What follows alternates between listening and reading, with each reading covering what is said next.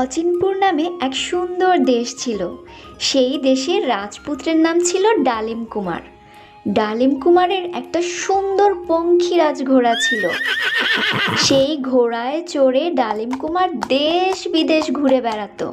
চলো আমার পঙ্খিরাজ ঘোড়া, আমি তোমার পিঠের উপরে উঠে দেশ বিদেশ উড়ে উড়ে দেখব। এই পৃথিবীর সুন্দর সুন্দর জায়গা দেখতে আমার খুব ভালো লাগে। এই বলে ডালিম কুমার পঙ্খিরাজ ঘোড়ার পিঠে উঠে বসলো, আর পঙ্খিরাজ ঘোড়া তাকে উড়ে পুরো পৃথিবী দেখালো। 1 বছর সে পুরো পৃথিবী দেখলো। আহ, অনেক ক্লান্ত লাগছে, এই গাছের নিচে একটু বিশ্রাম নিয়ে নিই।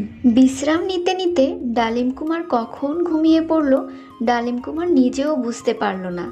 হঠাৎ তার কিছু কথা শুনে ঘুম ভেঙে গেল। সে যেই গাছের নিচে বিশ্রাম নিচ্ছিল সেই গাছের উপরে থাকতো ব্যঙ্গমা আর ব্যঙ্গমী নামে দুটো পাখি। শুনছো ব্যঙ্গমী, জানো কি হয়েছে?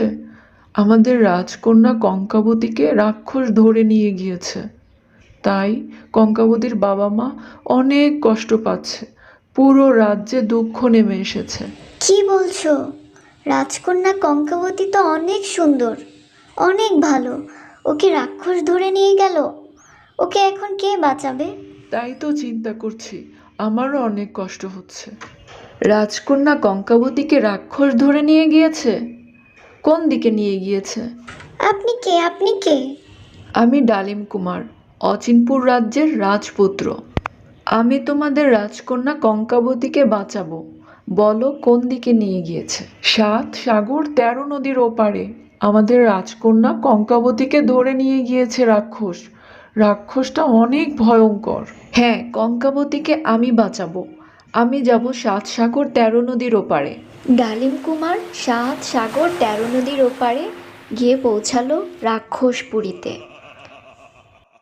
অনেক খোঁজাখুঁজির পর রাজকুমার কঙ্কাবতীকে খুঁজে পেল। কঙ্কাবতী ঘুমিয়েছিল একটা সোনার পালঙ্কে। কঙ্কাবতী, কঙ্কাবতী, ওঠো ওঠো, আমি তোমাকে বাঁচাতে এসেছি, তুমি ঘুম থেকে ওঠো। কিছুতেই তো ঘুম থেকে উঠছে না, কি করব?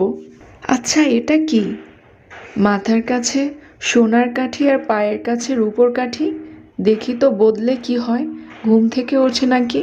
সোনার কাঠি পায়ের কাছে দেই আর রূপোর কাঠি মাথার কাছে দেই। সোনার কাঠি পায়ের কাছে আর রূপোর কাঠি মাথার কাছে দিতেই কঙ্কাবতী উঠে বসলো। আপনি কে? আপনি কে? আপনি এখানে কি করছেন? আপনাকে তো রাক্ষস খেয়ে ফেলবে। আমি তোমাকে বাঁচাতে এসেছি, আমার নাম ডালিম কুমার, চলো আমার সাথে। কিন্তু রাক্ষস তো এখনই চলে আসবে।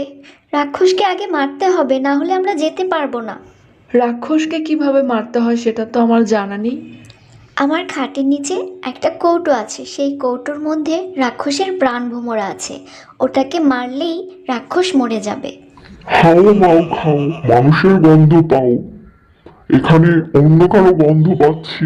খাটের নিচ থেকে রাক্ষসের প্রাণভ্রমরার কৌটো বের করতে করতেই রাক্ষস চলে এসেছে।